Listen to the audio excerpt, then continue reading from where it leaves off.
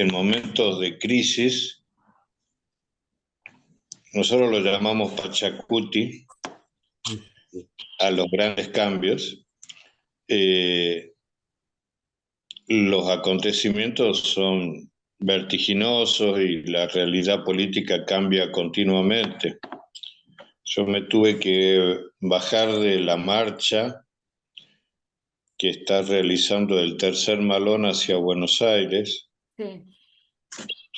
que hoy están en Salta y de que mañana, en parte, nosotros somos anfitriones en Catamarca con una asamblea ambiental que, digamos, con la que luchamos juntos hace más de una década.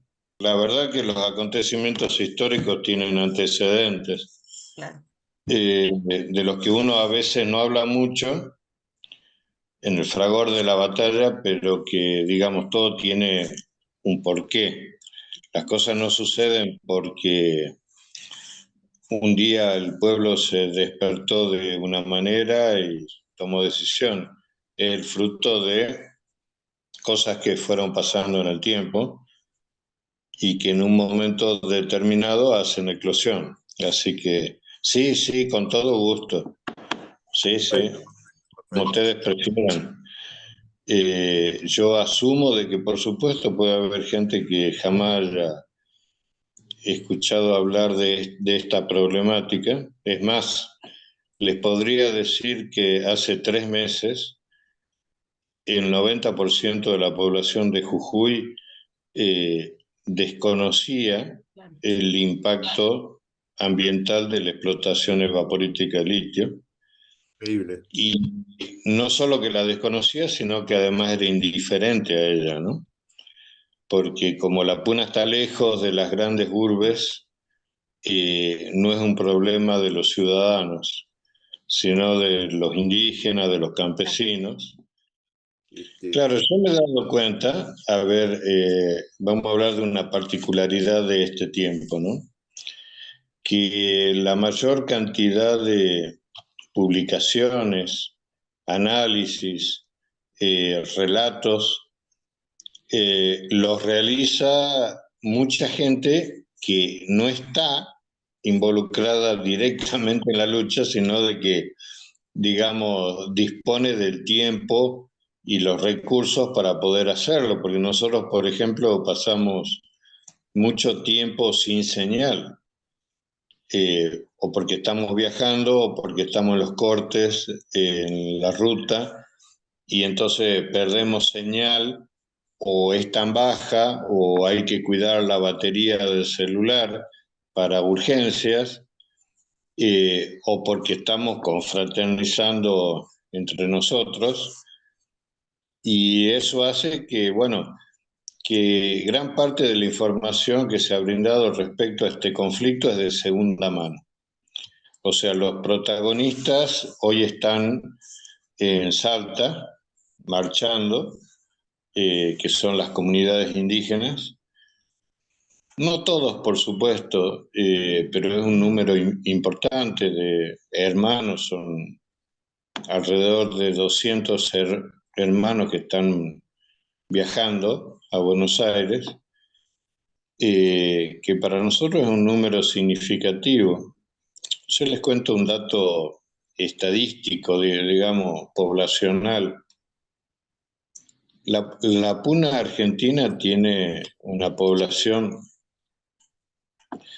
de 23.000 personas aproximadamente. Quiero decir de residencia permanente, ¿no? Porque hay muchos que, si bien son oriundos del lugar, trabajan en las ciudades y vuelven en época de vacaciones nomás, pero solo son un poco más de 20.000 los que habitan a la Puna Argentina, que tiene una superficie superior a la de la provincia de Salta, por dar un ejemplo, ¿no? O sea, una gran superficie. Por ahí equivalente a una provincia grande argentina. Bueno, la ciencia occidental cataloga de desértico, reúne una serie de parámetros. Uno de ellos es la precipitación, llueve menos de 200 milímetros por año, y algo que ustedes en Montevideo, en una tormenta invernal o veraniega, de 2, 3 días lo superan, ¿no?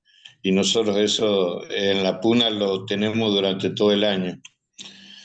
Encima concentrado en más de un 99% en el verano.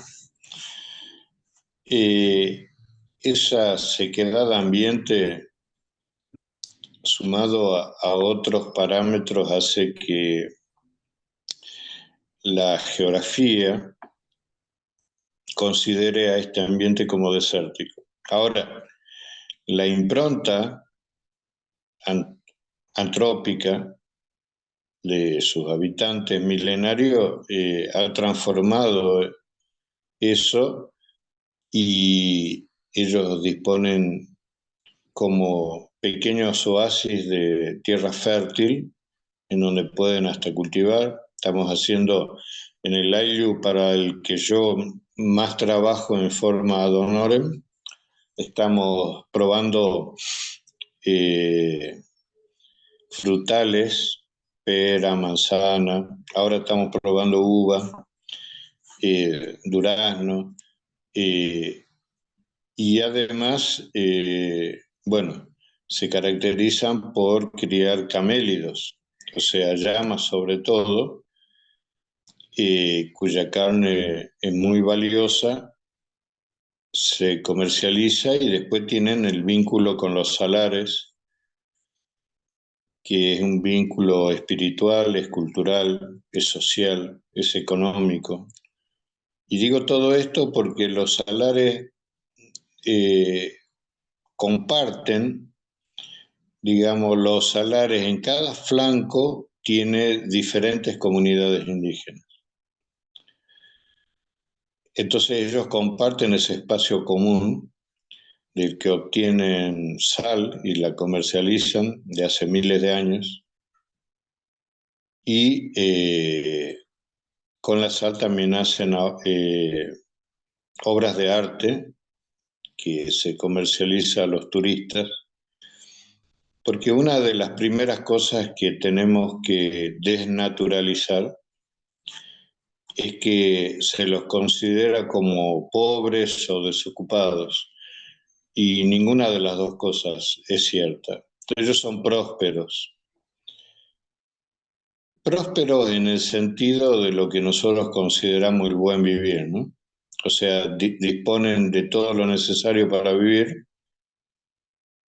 e incluso tienen eh, ingresos suficientes para enviar a sus hijos a la escuela primaria en pueblos cercanos, eh, a la secundaria a las ciudades más próximas, y hasta a la universidad. Eh, Son prósperos porque tienen una calidad de vida superior incluso a la urbana. El Ayllu para el que yo trabajo, por ejemplo, tiene glaciares tropicales en la cumbre de los cerros, y ellos se encuentran en el valle. Entonces hemos capturado el agua que emana de los glaciares y las bajamos a las comunidades. Eso implica de que toman agua de una calidad superlativa, y eso produce en el organismo, no solo del humano, sino de todos los animales, eh, una salud significativa. Por eso tenemos importantes índices de longevidad, eh, pero no de forma artificial, como muchas urbes que logran eso mediante una medicina tradicional occidental, sino porque están en estado saludable. Ustedes saben que en el aparato digestivo se encuentra gran parte del sistema inmunológico, y si ellos lo tienen tan sano por la calidad del agua que ellos toman, eso los hace poco expuestos a las enfermedades, sobre todo a las que produce la misma contaminación urbana, ¿no? Ahora,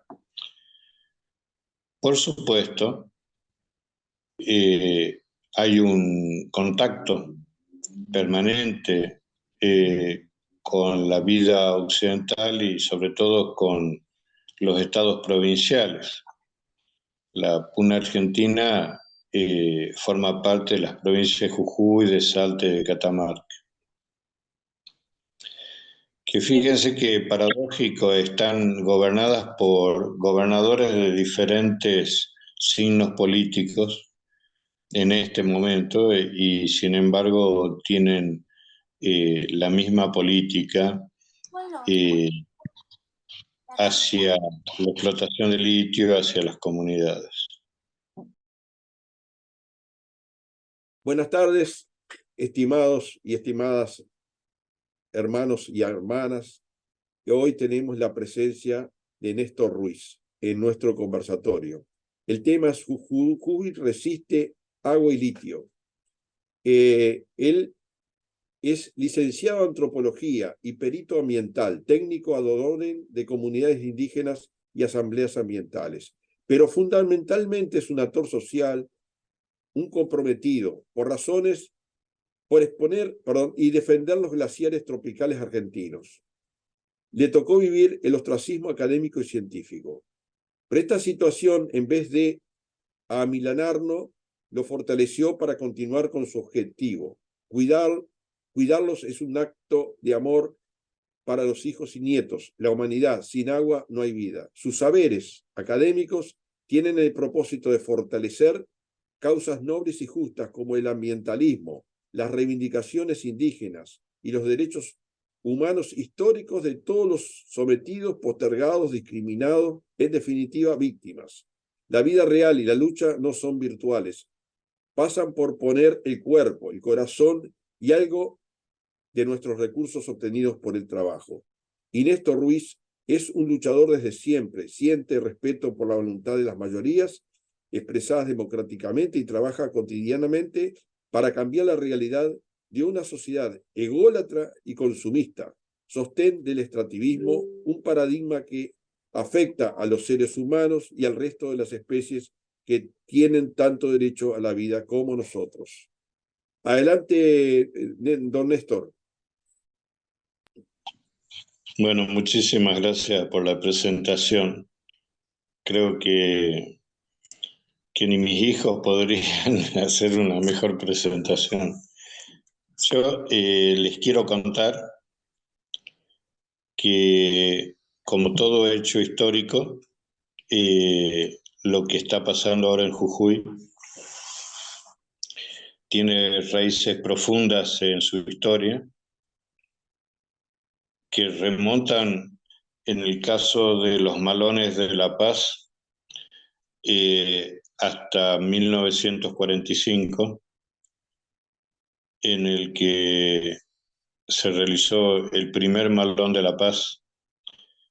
Las comunidades indígenas tenían una expectativa respecto al gobierno del general Perón y se dirigieron a Buenos Aires por reivindicaciones territoriales. Bueno, no fue lo esperado, pero define una actitud de las comunidades indígenas en el sentido de amar la paz, pero no el silencio. En tiempos de la colonia hasta el presente, las comunidades indígenas del norte argentino y sobre todo las de la Puna y las quebradas que la rodean, ha sido la desposesión histórica de sus territorios. Sin embargo, las comunidades sobrevivientes, en el caso de Jujuy son 400, alrededor de de 400 tienen reivindicaciones de pequeños espacios en donde habitan sus ancestros desde hace miles de años.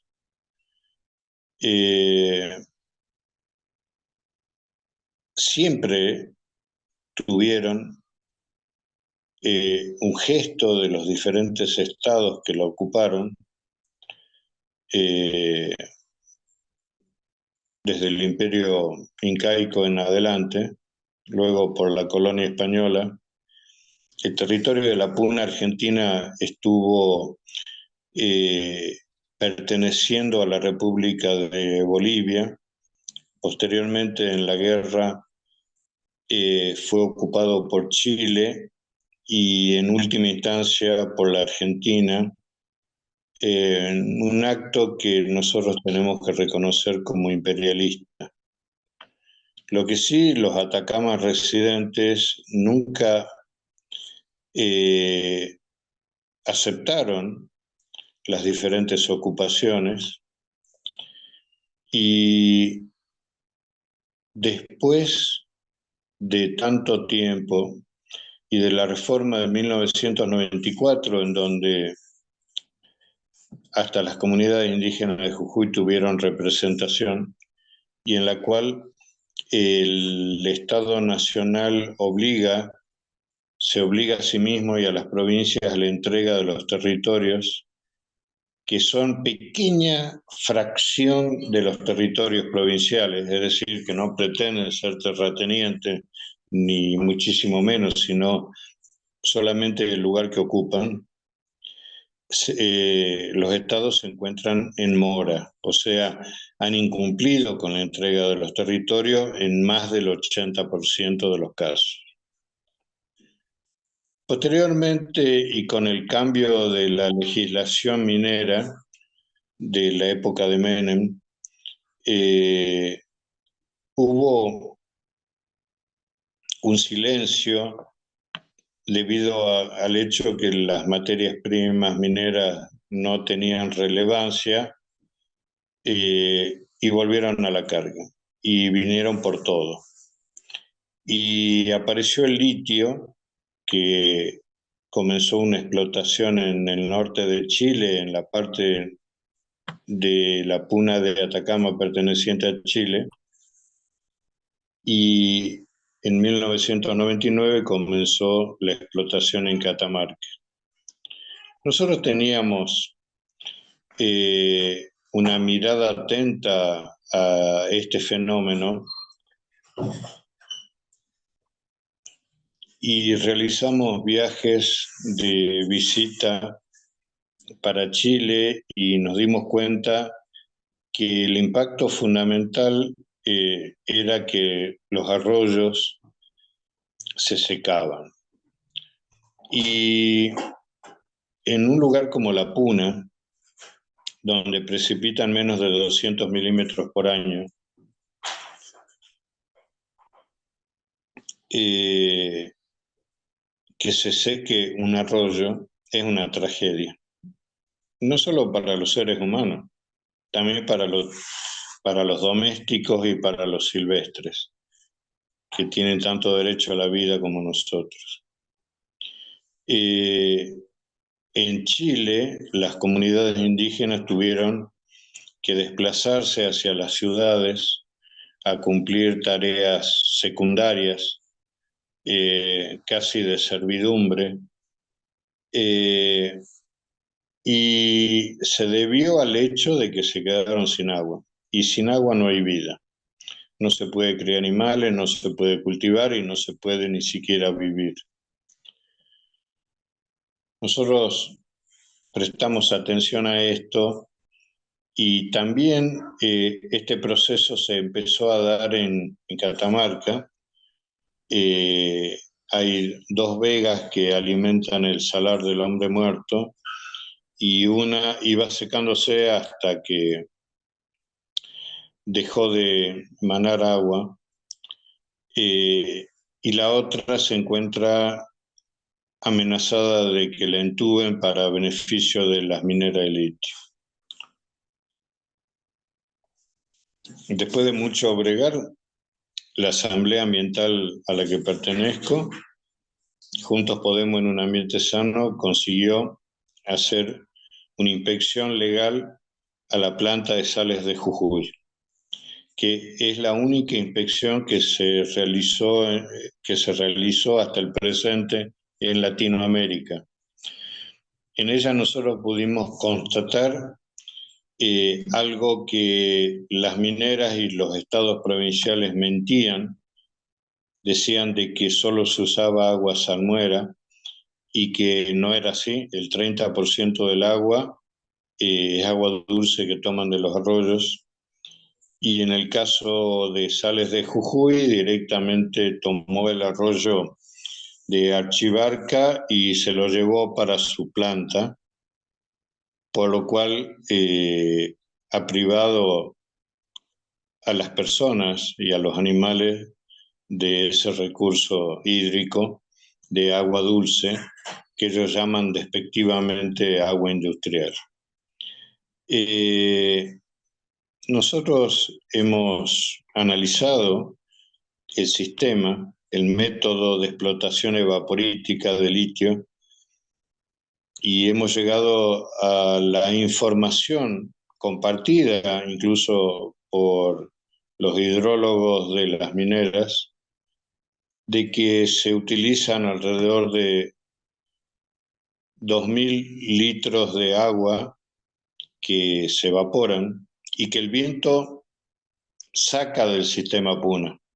O sea, no es que se evapora y precipita en la Puna, se va de la Puna por los vientos prevalentes y por solamente 1 kilogramo de carbonato de litio. En, en la década en la década pasada, las comunidades de Salinas Grandes vieron llegar a las máquinas mineras y, en ejercicio de sus derechos indígenas, realizaron una acción judicial que llegó hasta la Corte Suprema de Justicia. Si bien esta acción no fue fructífera, lo cierto es de que ellos lograron expulsar a las mineras y el proceso continuó, es decir, continuamente en los salares más grandes de la provincia de Jujuy, Salinas Grandes y Laguna de Gualatayoc, hay mineras de diferentes países del mundo, podemos llamarlas multinacionales e imperios, buscan iniciar una explotación en estos dos salares, y hasta el presente todos estos intentos han sido rechazados de manera pacífica y legal. Bueno, en este año se desató una vorágine de acontecimientos que comienzan con las elecciones provinciales, en la cual el oficialismo, que es una alianza del radicalismo con otros partidos, obtiene la mayoría de los votos, aproximadamente el 50% de los votos, y con eso consigue la mayoría de la legislatura, consigue la elección del gobernador y la mayoría de los convencionales constituyentes para reformar la Constitución. Hubo mucho misterio con respecto a la redacción de la reforma constitucional. Nosotros fuimos con las comunidades indígenas a hablar a la Convención Constituyente, y las comunidades advirtieron que no iban a permitir ninguna modificación del estatus vigente, y que le advertían a los partidos políticos ahí representados que iban a resistir cualquier intento de modificar las condiciones presentes en ejercicio de sus derechos indígenas. Bueno, nosotros fuimos observando de que la redacción implicaba una serie de aspectos menores, pero sobre todo se concentraba en dos aspectos. Uno, en que el Estado provincial asumía todos los recursos hídricos subterráneos y superficiales como propios y se los daba a una empresa que, si bien era del Estado, tenía autonomía. Quiere decir de que toda el agua de la provincia ahora le pertenece al Estado provincial. Y por otro lado, y de una manera bastante subrepticia, o sea, llena de significados aparentemente inocuos, el Estado tomaba a todo el territorio provincial como propio y disponía de que las llamadas tierras fiscales, el Estado iba a ponerlas a producir. Las tierras fiscales es un eufemismo de las tierras que reclaman las comunidades indígenas en un 85% de ellas. Por lo tanto, lo que estaba en juego era el agua y el territorio. Bueno, paralelo a esto, se inicia un conflicto gremial en los gremios docentes, y durante 7 años que habían estado silenciados, un cambio en la conducción de uno de los gremios y la fortaleza de la asamblea del otro, inició, digamos, medidas de fuerza y en solidaridad con ellas, el 16 de junio las comunidades indígenas bajan a la ciudad de San Salvador de Jujuy, la capital, y caminan y marchan en apoyo a los reclamos de los gremios docentes. Fue un día histórico porque durante estas pasadas, cada vez que las comunidades indígenas bajaban a la ciudad por sus reclamos particulares, era recibido en medios urbanos con indiferencia, ajenas a su problemática, por ahí acuciados por la crisis económica recurrente de la Argentina, pero ese 16 de junio las comunidades abren sus manos y acompañan a los docentes.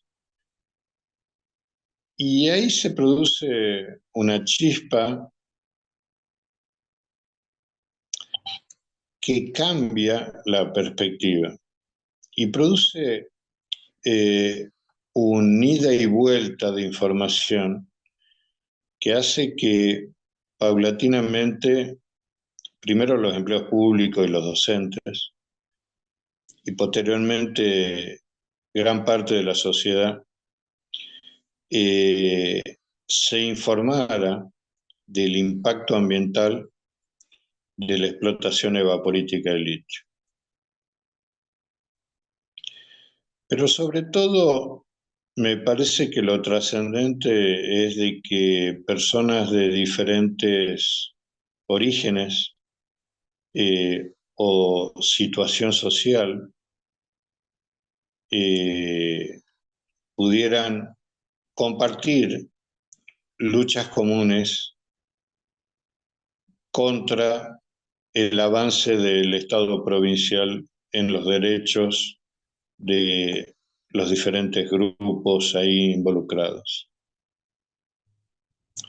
Las comunidades indígenas resuelven cuando se vuelven a cortar el nudo caminero de la ruta minera entre la ruta 9 y la 52, que son rutas nacionales, y al día siguiente el gobierno provincial desata una represión con detenidos, con heridos. Hay uno de nuestros adolescentes pierde un ojo, porque como en Chile, los policías disparan a la cara y tenemos una víctima que pierde uno de sus ojos. 17 años. Siento que la lucha se profundiza y paralelamente se comienza a conocer la redacción de la reforma constitucional, que era, como ya les relaté, gravosa para los intereses de las comunidades indígenas y para el pueblo todo de Jujuy, porque privar de agua a una región implica también impactos para las demás. Máxime teniendo en cuenta que la Puna es la parte más alta de Jujuy, y como el agua discurre libremente por el interior de la tierra, se expresa aguas abajo, o sea, a cotas inferiores, en ojos de agua, en manantiales, que comienzan a ser impactados a pesar de encontrarse a más de 300 kilómetros de la que entonces era la única mina en explotación. El día 20 de junio, el gobierno provincial y los convencionales constituyentes juran la reforma constitucional y el pueblo de Jujuy se dirige en decenas de miles a reclamar por ello. Y ahí, entre la policía y los infiltrados, consiguen provocar actos de violencia inusitados, una represión salvaje, ilegal, y se produce otra ola de detenciones y de heridos. Bueno, si bien el Estado provincial retrocede en algunos aspectos de la reforma constitucional, los fundamentos de la misma permanecen intactos. También otorga aumentos salariales a los docentes, pero que, bueno, que ellos consideran con justo derecho insuficiente, ¿no?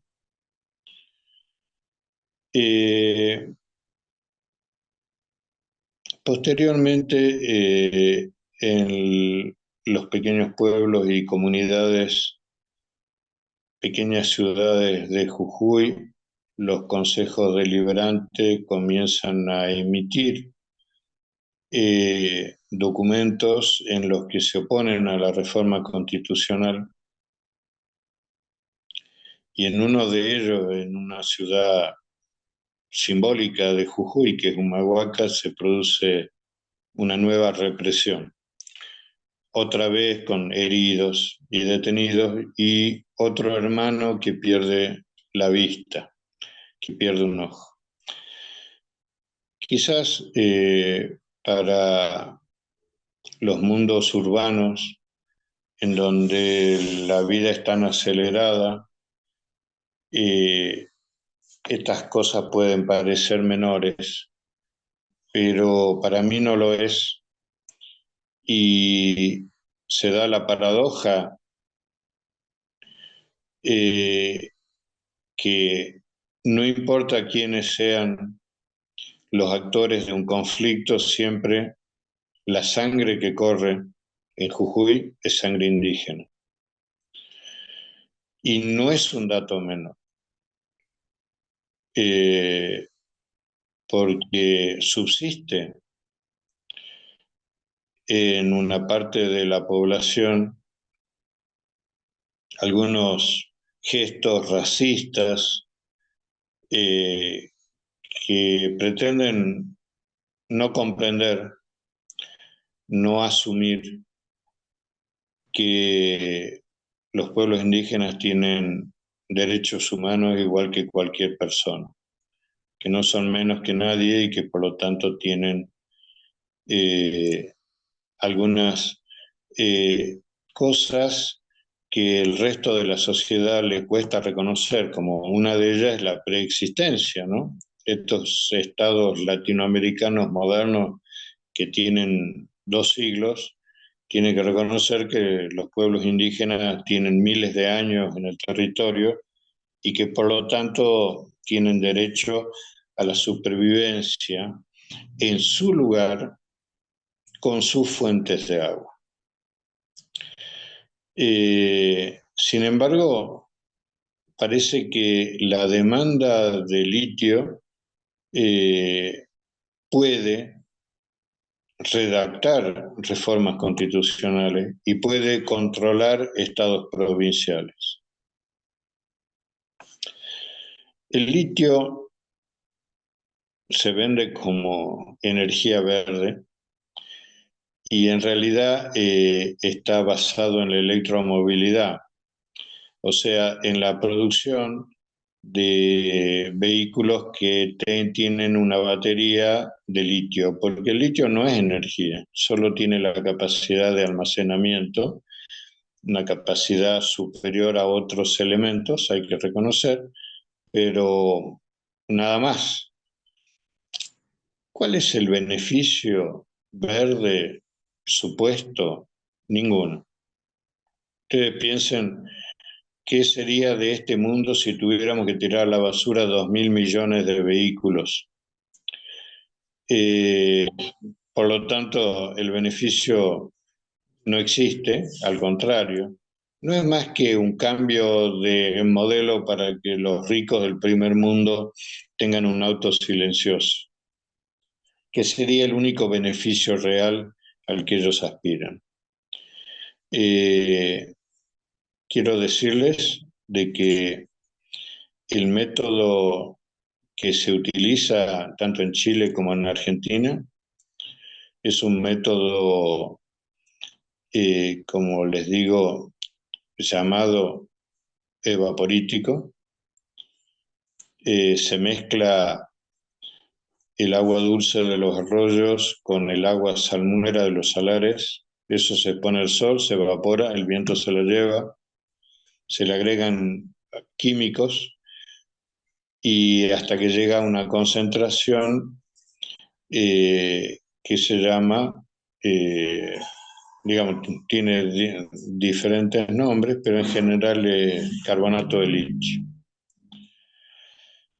Tiene una demanda considerable en el mundo, en el primer mundo en este momento. Los grandes demandantes son China, Japón, Estados Unidos y Europa. Y los precios son escandalosos. Van de los 53.000 a los 85.000 dólares la tonelada.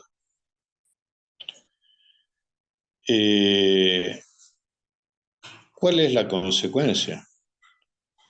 Directamente es transformar a la porción de Puna donde se realiza la explotación en un desierto real. ¿Por qué? Desertifica la superficie y diseca en profundidad.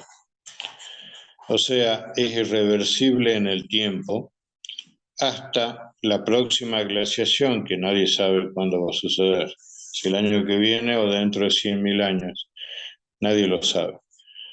Y significa la destrucción de la vida. Sin agua no se puede vivir.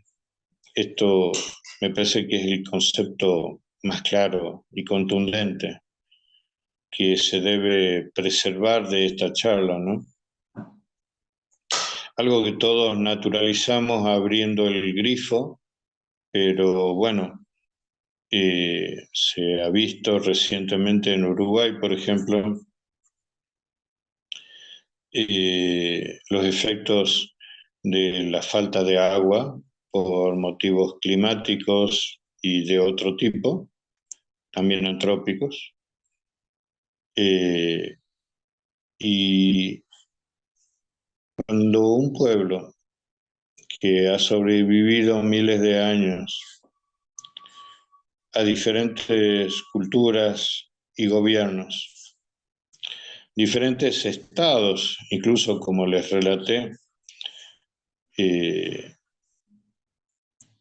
pueblo de la Puna de Atacama, Argentina, ha sobrevivido a todo ello y ha resistido y sí ha permanecido en el territorio. Eso devenga en una determinación de vida. Perder el agua en los territorios es perder la vida comunitaria. Y entonces no queda más remedio que luchar. Y en ello se ha forjado una alianza histórica, sobre todo con los sectores docentes y otros de la población urbana de Jujuy, que se expresa continuamente en las rutas y en la calle. Yo les cuento, ayer el Malón de la Paz, que se está dirigiendo hacia Buenos Aires, arribó a Purmamarca y después, camino a la provincia de Salta, pasó por los contornos de la ciudad y muchos uniformes blancos docentes acompañaban y saludaban desde el borde de la ruta. Miles y miles de jujeños, sobre todo docentes, se hicieron presentes en la ruta para saludar el paso de las comunidades indígenas hacia Buenos Aires. O sea, independientemente de que estamos en un tiempo electoral en la Argentina, esa alianza histórica se sigue expresando con mucho dolor porque los heridos demoran un tiempo en recuperarse. Los que han perdido los ojos ya no lo van a recuperar más. Los que han sido judicializados, nosotros tenemos, por ejemplo, un abogado que está en prisión domiciliaria, ¿no? Hay otros que han sido sancionados con multas imposibles de pagar para un jujeño. Y estos métodos represivos del gobierno provincial tienen más que ver con su debilidad de sostener un discurso que a todas luces es prominero y por la sorpresa que les causa que la gente de Jujuy, después de una calma chicha de más de una década de advertencias, ha despertado y ha comprendido que la explotación del litio nada deja de beneficio en Jujuy, solo beneficia a menos del 1% de la población, pero, pero el daño ambiental va a terminar afectándonos a todos. Yo no soy dueño de la verdad y quisiera tener la oportunidad de interactuar con los que están presentes, que ignoro cuántos son, y que puedan hacer preguntas o reflexiones y podamos intercambiar opiniones que enriquezcan esta charla para que todos hayamos aprendido algo de este diálogo entre ustedes y yo. Así que les pido a los organizadores si podemos abrir el juego para que todos podamos interactuar, por favor. Perfecto, don Néstor. La verdad es que quedamos todos impactados con sus comentarios, sus conocimientos. Fue un informe amplísimo, en realidad que evidentemente no se acaba en un informe. Habrá muchas otras cosas que quedaron afuera, ¿no? Y le agradecemos muchísimo su intervención. La verdad que ha sido un relato magnífico el que ha hecho usted. Y bueno, sí, podríamos ahora empezar a preguntas. Sí, sí, una pregunta. Vi en página 12 que Grabois es el político argentino que estuvo con Evo Morales y supongo que estarán del lado de la gente de las comunidades, ¿no? Hicieron un acto ahí, hablaban, pero no sé bien qué papel juega el sistema político y en especial el Grabois.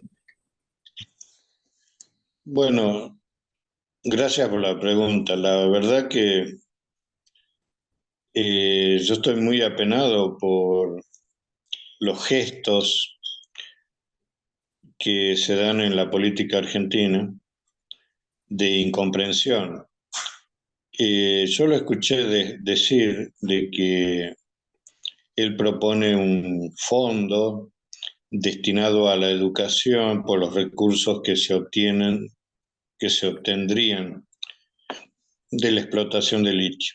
Quiero decir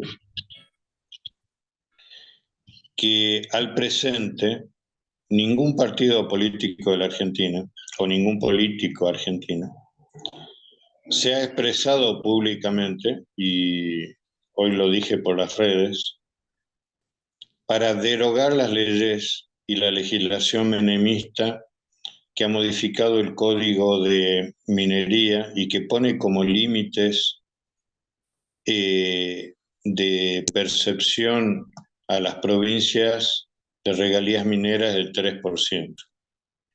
Les cuento que cruzando la cordillera, acá en Chile, el Estado se dispone a cobrarles el 40% y las empresas mineras se quedan porque obtienen escandalosos beneficios. Para que ustedes se den una idea, el costo que ellos estiman de una tonelada de carbonato de litio es $5.500, y si lo venden a $70.000, imagínense, obtienen más beneficio que el narcotráfico. Entonces, si tuvieran que tributar el 40%, en el caso particular de la Argentina, eso le permitiría rápidamente a los estados provinciales y nacional poner de pie nuevamente a la Argentina y superar esta dolorosa crisis para los desposeídos, para los más humildes. Y sin embargo, nadie, ni Grabois ni nadie, se ha expresado en ese sentido, lo cual, digamos, para mí es bastante doloroso porque implica una connivencia entre el poder real de las mineras y la política partidaria. Espero que alguien recoja el guante y se exprese en esos términos, porque es mucho más sencillo derogar esta legislación y exigirle a las empresas mineras que hagan un tributo sustancial de los ingresos, porque al presente, Jujuy, por ejemplo, no percibe regalías mineras porque por un contrato abyecto que se realizó hace una década, y Catamarca recibe alrededor del 1,7%, y tanto Jujuy como Catamarca y como Salta son provincias en donde la mayor parte de la población vive en la pobreza. O sea que mientras las empresas mineras se vuelven multimillonarias en dólares, nosotros seguimos tan pobres como siempre. Como digo, es menos del 1% de los jujeños lo que se benefician. Nosotros respetamos a los obreros y a sus familias. No así a los funcionarios y a los políticos que coimean a las mineras. Sí, el señor Gustavo Ferrari. Sí, un par de preguntas prácticamente un poco relacionadas, para tratar de comprender un tema que no me he profundizado y no conozco. En general, cuando hay una explotación minera, por lo general se afecta los recursos hídricos, y también hay un impacto directo sobre el territorio. Me refiero, por ejemplo, a lo que son explotaciones a cielo abierto, con grandes socavones, etc. Ese impacto sobre el territorio directo, supongo que no debe ser tan importante en este caso, ya que hasta ahora no se ha mencionado. Supongo. No sé si tiene estudios en ese sentido y si realmente se afecta el ambiente directamente por el impacto, por la excavación mismo, o por la extracción mismo, que no es excavación, por la extracción. Esa es una cosa, una pregunta. Y la otra es, claro que sacar el producto en bruto y desplazarlo durante decenas de kilómetros, cientos de kilómetros hasta la exportación, en bruto resultaría muy oneroso para las industrias extractivas, para las empresas, por un gran movilización de toneladas y toneladas de mineral. Y claro, quieren, en lo posible, refinarlos, concentrarlos en sitio, en el lugar. Para lo cual ellos utilizan el recurso hídrico, que les significa un recurso casi gratuito, solamente el trabajo de las canalizaciones y el desviar esas aguas. Entonces se entiende que quieran concentrarlo como carbonato de litio en el sitio, y ya después desplazar solamente el producto refinado. Ahora, por otro lado, ¿existe alguna otra forma de procesar, de concentrar el litio sin necesidad de ese consumo tan amplio de recurso hídrico? Son las dos preguntas. Gracias. Perfecto. Muy agradecido por la pregunta. Si me permite, voy a empezar por la segunda. En la Argentina, en ámbitos del CONICET, el doctor Calvo, que ha desarrollado un sistema que obtuvo en Bélgica el premio a la innovación tecnológica, y que es electroquímico y que no utiliza agua para la extracción de litio. Lo que pasa es de que el costo en boca de mina de la explotación es de $1.550, y este método representaría $2.000. Para alguien que vende el producto a $73.000 sería una bicoca, pero las mineras son tan avaras y los estados provinciales son tan lábiles, tan faltos y escasos de patriotismo que no le exigen que utilicen un método que sea sustentable. Respecto a la explotación, bueno, yo no quería, digamos, abundar. Nosotros hemos escrito libros, documentos, junto con otros científicos latinoamericanos que estamos reunidos en OPSAL, y cuyo material está disponible en Internet, explicando cómo es el método y los impactos ambientales. A diferencia de los metales pesados, la explotación consiste en bombear salmueras de los salares, ponerla en piletones y exponerla al sol. Entre el sol y el viento van produciendo una evaporación considerable hasta que necesitan modificar el pH y entonces se le introduce un 30% de agua dulce que toman de los arroyos. Por darle un ejemplo, la doctora Fletcher, que es la responsable de la explotación de litio en Jujuy, pero además es la científica que en el mundo occidental más sabe de litio en el mundo, ha reconocido que una sola mina de litio ocupa más agua dulce que una población de 70.000 habitantes. Si nosotros pensamos que la puna argentina, jujeña, salteña, catamarqueña, no es ni la tercera parte de ese número, podemos asumir el impacto ambiental que representa semejante locura extractiva. Como decía, produce desertificación superficial porque entre los químicos que se le adicionan está la cal, y como ustedes saben, esta reacciona en contacto con el agua y en una parte se volatiliza. Esta se dispersa por los vientos a los esqueléticos suelos puneños y produce la muerte de la vegetación nativa de la que se nutren, por supuesto, los animales silvestres y los domésticos de las comunidades. Ese es un impacto, pero es un impacto determinante y sin embargo no es el más importante. El más importante que produce un disecamiento en profundidad.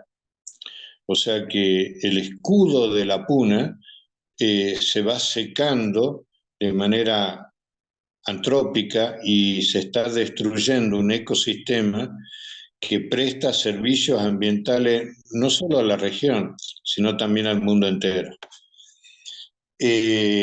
No sé si ustedes saben, se ha detectado que la vida en la Tierra, desde los primeros tiempos, tiene todavía en el presente microorganismos presentes en estos ambientes puneños salados, digamos, ¿no?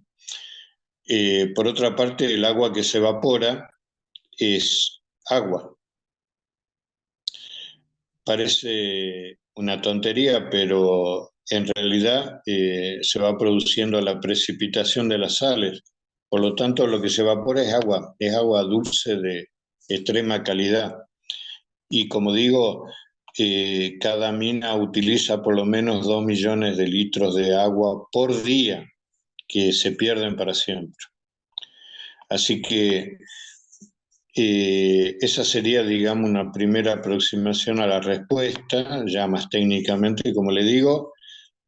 OPSAL, nosotros tenemos un libro que hemos publicado entre comuneros, científicos y ambientalistas, en donde se expresan diferentes voces y se explica con claridad todo lo que representa esta inhumana explotación. Muchas gracias, muy claro. Bien, gracias a usted. Hola, Rubén, ¿cómo se llama el libro? eh, Bueno, sí. Rubén, Bueno, muchas gracias, Néstor. Muy, muy nutrido toda la información muy nutrida.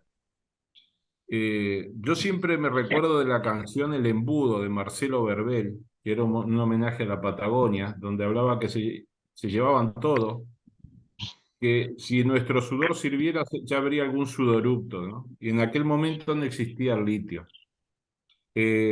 Pensar de que, a ver, Argentina tiene lo que llama marca país y está tratando desesperadamente de salir como Estado-nación, el concepto de Estado-nación, de una crisis que la está acabando, ¿no? Ya todos sabemos lo que sucedió en estos últimos años con el gobierno de Macri y tal.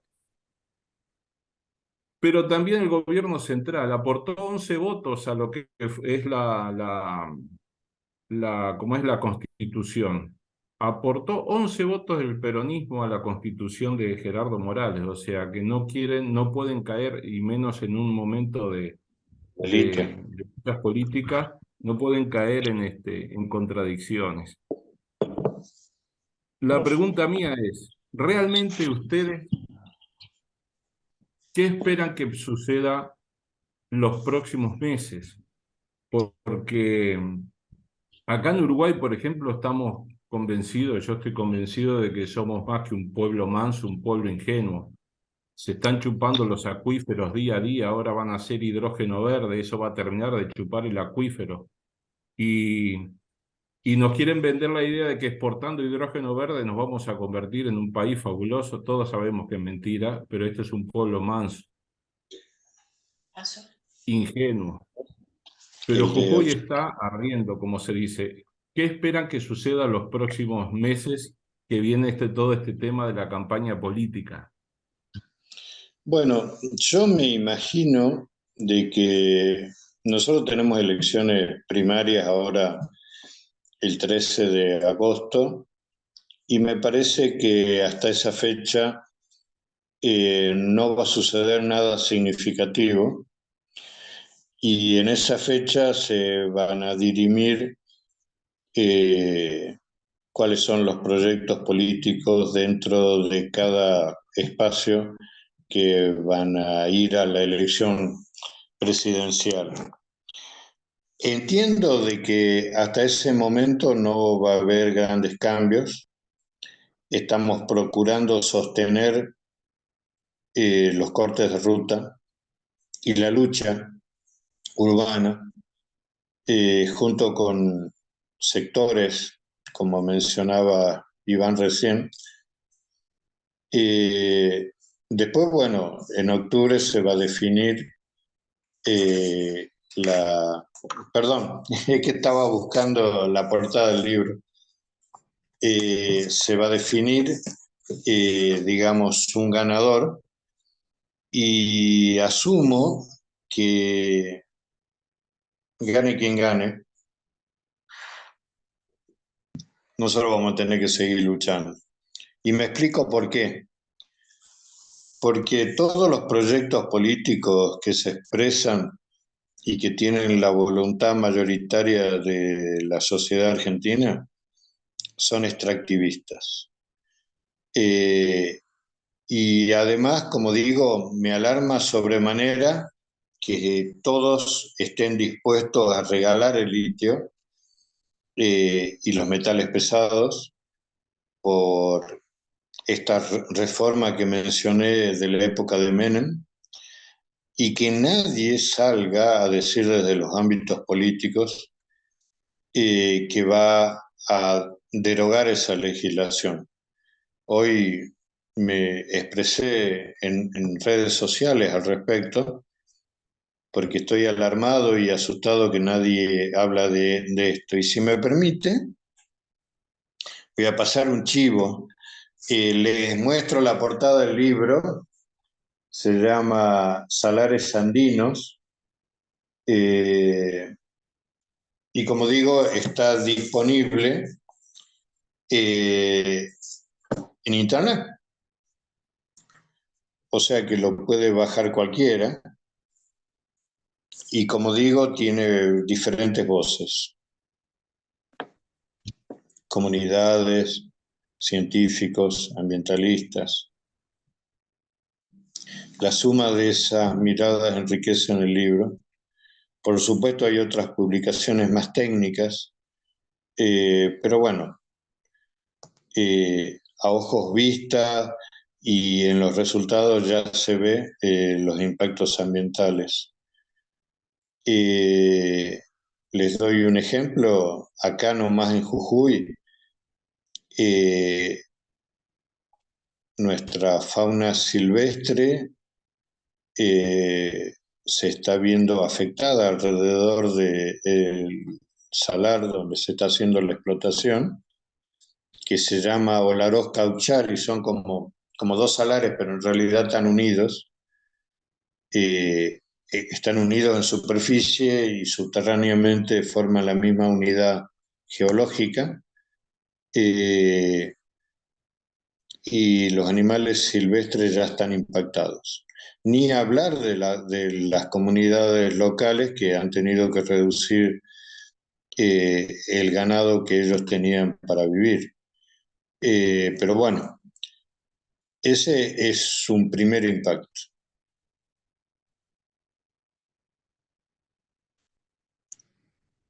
Eduardo, habilita el micrófono. Bien, dos preguntitas. Una que se refiere al tema de las ciudades. En San Salvador de Jujuy, usted nos había comentado, incluso antes del conversatorio, que había un porcentaje altísimo de gente que ignoraba el tema de los salares en la misma provincia. Y bueno, ¿cómo está la situación ahora? Porque según le pudimos entender, porque esto lo hablamos un poquito antes de empezar el conversatorio, usted lo expresó que había habido una reacción muy fuerte de parte de la población, no solamente con el tema de los maestros, de los docentes, sino con el tema de las movilizaciones indígenas, que además una cosa que es loable es que se hayan juntado y estén, digamos, de algún modo, conjuntamente, de algún modo, en algunos aspectos llevados a la lucha. Otra pregunta, y esta es un poquito más voy a leer una cosita muy corta de un periodista argentino en la página 12 que se llama Mempo Giardinelli. En realidad se le conoce más como Mempo.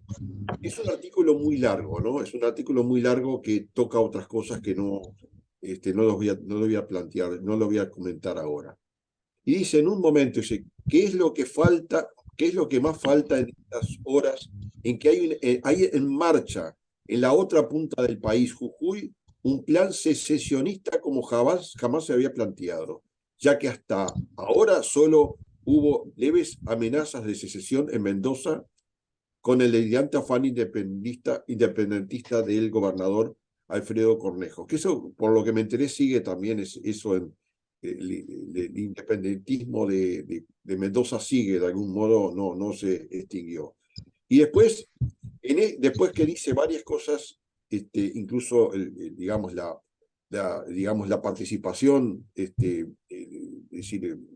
que no apoya a los partidos mayoritarios, después sigue en otra parte, en este contexto, y como viene sugiriendo esta columna desde hace mucho, lo que está en peligro es nada menos, escuchen bien esto, lo que está en peligro es nada menos que la integridad nacional y la paz quebrantada.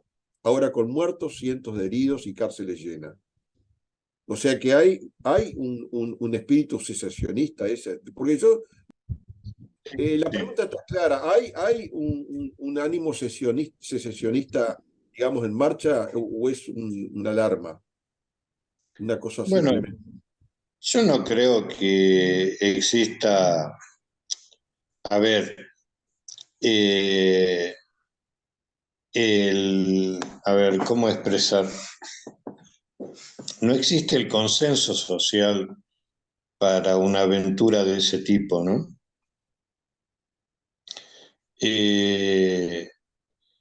Es absurdo pensarlo,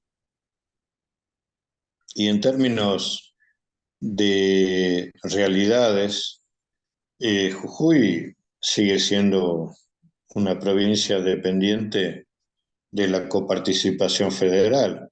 O sea, ni siquiera podría pensar en ser autónoma en las actuales condiciones económicas. Siento de que no, que es algo que si ha pasado por la cabeza de algún dirigente político, es un delirio más, ¿no? No tiene el plafón suficiente como para plantearse como una hipótesis real, ¿no? No, yo lo descarto totalmente como una posibilidad empírica que suceda algo así, ¿no? No, yo lo descarto completamente.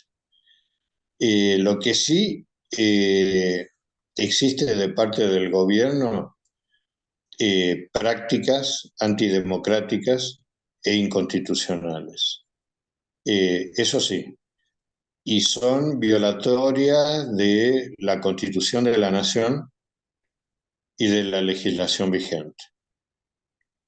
Y no hay coto para ello debido al hecho de que los tres poderes del Estado están unificados en la conducción política de Gerardo Morales.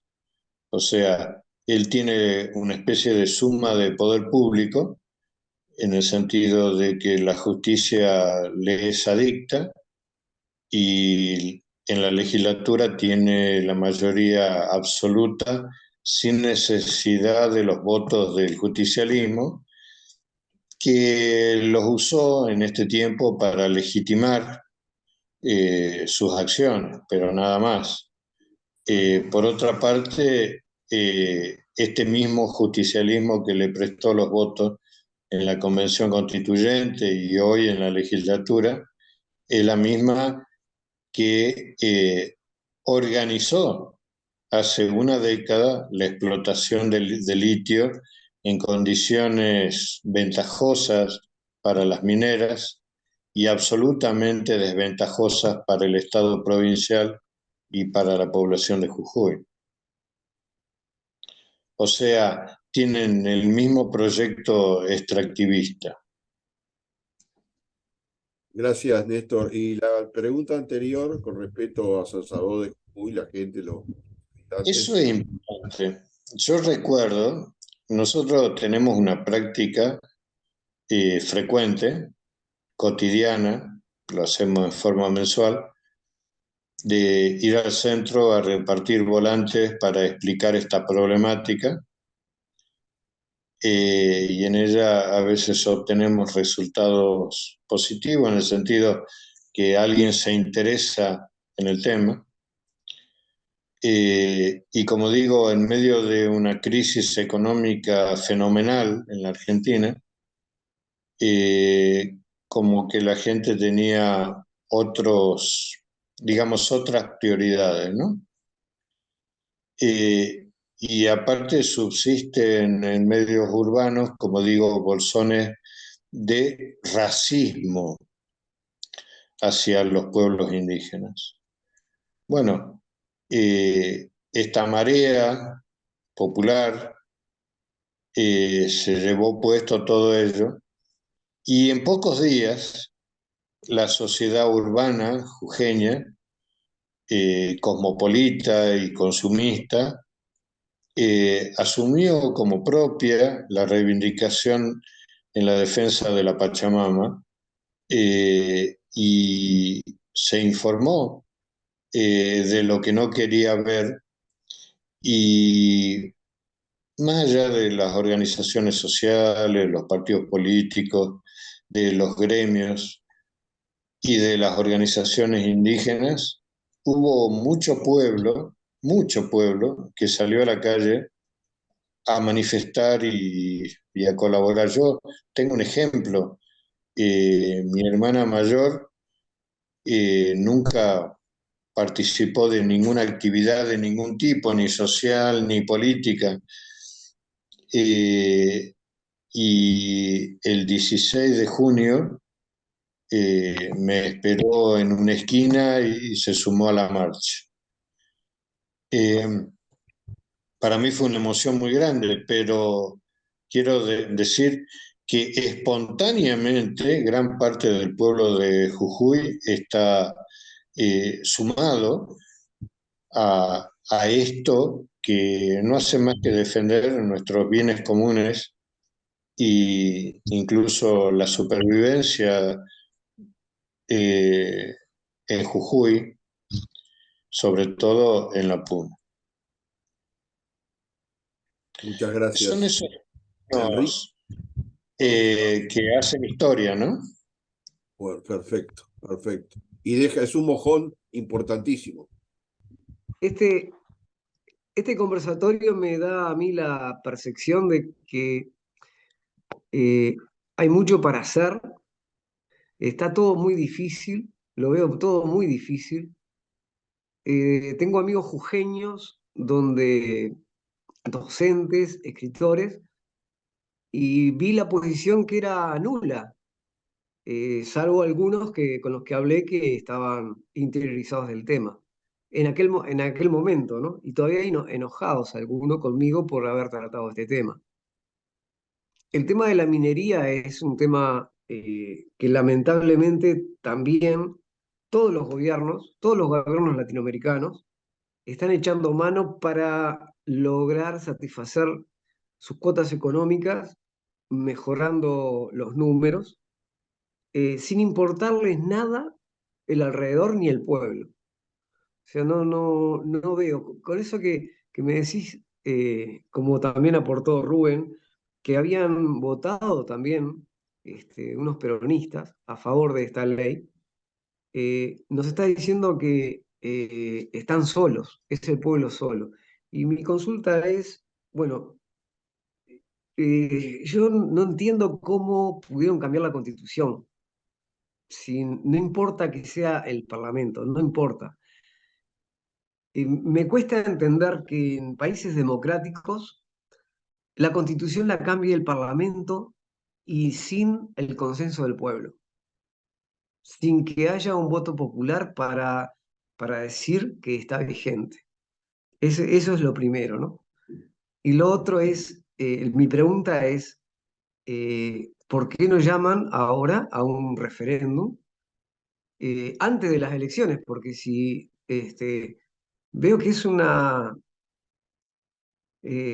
como que están todos enganchados unos con otros. O sea, no les importa nada la gente. Yo en otras épocas tuve la oportunidad de volar sobre Argentina y yo siempre voy mirando para abajo, siempre. Y sabes que una de las cosas que me amargué una de las veces es que vi mucha tierra desierta. Y yo antes cruzaba por ahí y veía todo verde. Y eso me llamó la atención y había preguntado a cantidad de gente y me empezaron a decir las mineras.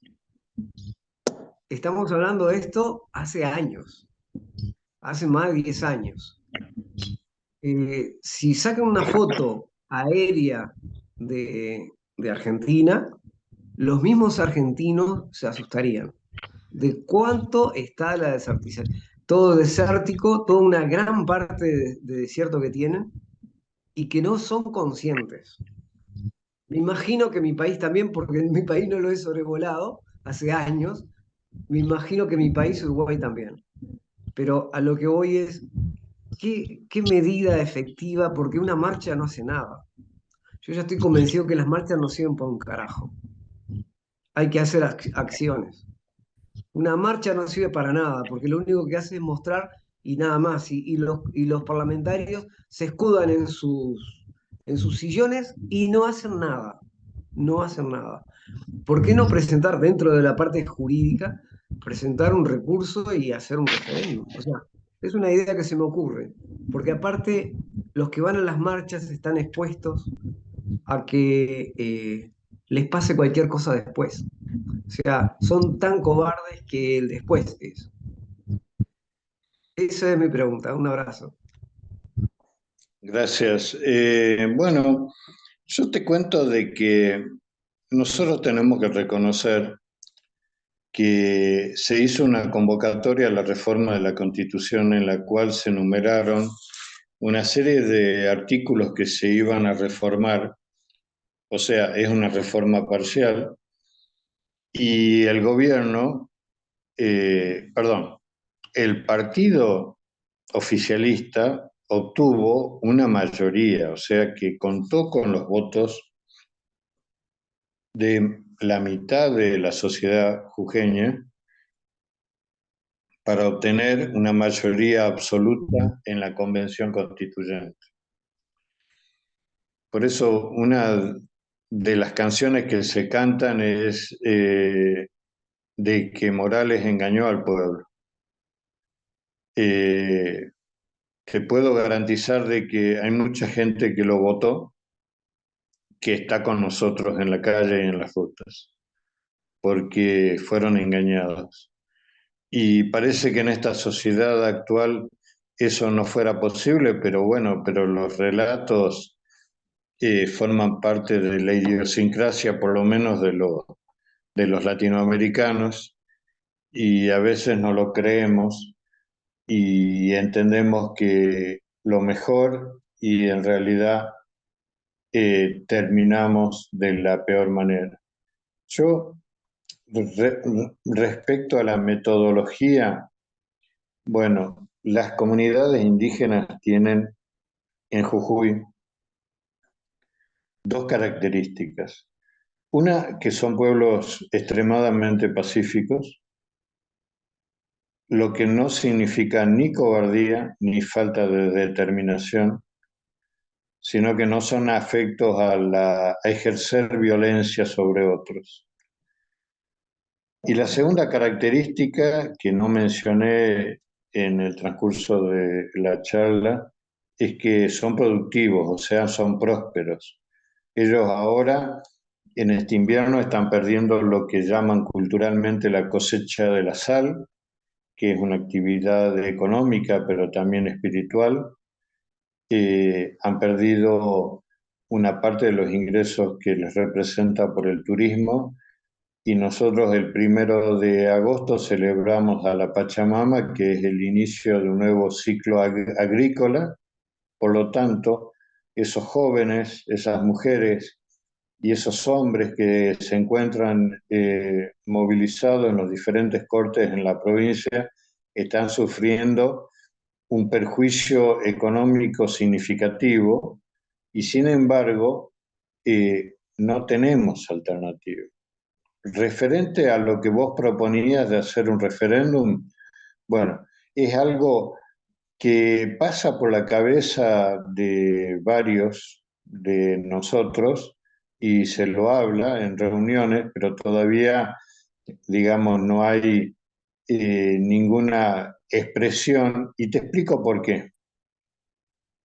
Porque nosotros no disponemos de los fondos como para ocupar la prensa adicta siempre a los oficialismos y tememos de que van a terminar pasándonos por encima, ¿no? Porque claro, porque es muy fácil mentir y de hecho lo están haciendo. Dicen de que en realidad la reforma tenía el propósito de beneficiar a las comunidades, no estarían en las rutas si fuera algún beneficio. Eh, bueno, sí hay acciones legales y de hecho el Malón de la Paz que se dirige a Buenos Aires va a la Corte Suprema de Justicia a pedirle que se expida en el más breve plazo posible acerca de la inconstitucionalidad fragante de esta reforma constitucional. Son cosas que se hacen, y la verdad es de que es mejor hacer algo a no hacer nada.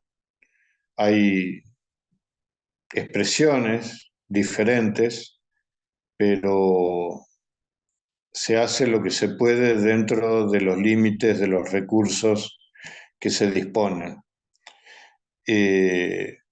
Ahora, lo que nadie puede negar es que en este momento la mayor parte de la población de la provincia de Jujuy está en contra de la reforma y ha percibido el riesgo que representa la explotación evaporítica del litio. Sí, buenas noches. Agradezco a todos y ahí al compa por acercar toda esta información que ilustra un poco más. Había un montón de datos que no los tenemos o que los teníamos desperdigados.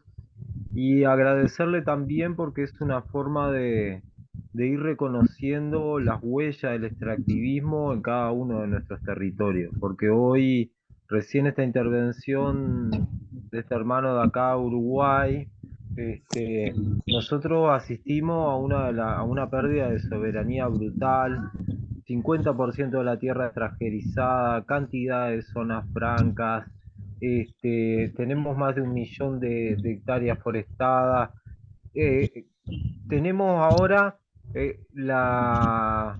no sé cómo llamarle, pero ganamos ser la primera capital del mundo sin agua, Uruguay. Entonces, ¿cuál es la metodología? En realidad no la tengo clara, creo que el pueblo originario, el pueblo de Jujuy está dando un ejemplo y ojalá se pueda hacer eco y comprender. No, como que es bueno entender que lo que son recursos, lo que le llaman recursos naturales, ¿no? Que es lo que posibilita la vida en realidad, estamos en una situación crítica y ojalá cunda realmente este ejemplo para nosotros mismos también aquí en nuestro país, porque digo, creo que realmente la situación es preocupante y en algún nivel, no sé, llamo a lo profundo porque me parece que hay un reclamo que es hacia una nueva independencia. Nosotros tenemos el artículo 47 de la Constitución, 70, que el agua era un derecho humano, 70% lo votó y nada. Tenemos reformas, tenemos un montón de leyes ambientales que son muy buenas y las incumple sistemáticamente tanto el gobierno como las empresas. Los informes ambientales se hacen digamos, a medida de lo que necesitan las empresas. Entonces, realmente estamos entregadísimos. Yo agradecer nada más, porque siempre todo este intercambio ayuda a iluminar un poco, a crecer en conciencia y también en saberes para poder transmitir a otros. Un saludo a todos. Bueno, si me permiten, entonces me despido. Quiero agradecer el espacio que nos han brindado. Sinceramente, nosotros vivimos en un cerco mediático. Eso significa de que estamos rodeados, que la prensa adicta cada día refleja una realidad que no tiene nada que ver con lo que está pasando. Hay mentiras abyectas que se socializan. Hay otras problemáticas sociales que afectan a la población, pero como dije ayer, todavía no hay ningún político que me pueda explicar por qué tenemos que sacrificar la puna y mandar a las ciudades como refugiados ambientales a las comunidades indígenas para beneficio de los ricachones del primer mundo. No hay explicación, no hay beneficio. Esto es un dolor muy grande, intenso, pero también está la determinación de saber que somos nada más que uno más en un mar de voluntades en defensa de nuestra Pachamama. Así que les agradezco mucho este momento que nos han dado para expresarnos. Bueno, Un comentario final que quisiera hacer es lo siguiente. Esto es que lo que pasa en Jujuy, lo que pasó en Chile, lo que está pasando en el Perú, todos esos son también lugares de observatorio y de ensayos para ver de otros lados de la Via Yala cómo se va, de algún modo, tratando de dominar y sofrenar a la población en servicio de las grandes multinacionales. Es eso, son las grandes multinacionales las que tienen el poder real. No piensen que de pronto el gobierno de Estados Unidos tiene el poder real. No, la tienen las multinacionales. Una percepción que puede ser equivocada, pero es una percepción que personalmente tengo.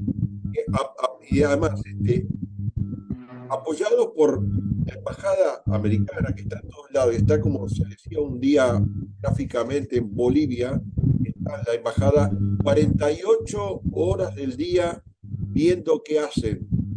O sea que no es casualidad que lo que pasa en un lado vuelva a pasar en otro, no es casualidad que si en Chile tiraban a la cara, acá tiran a la cara, son también formas de ensayo de poder.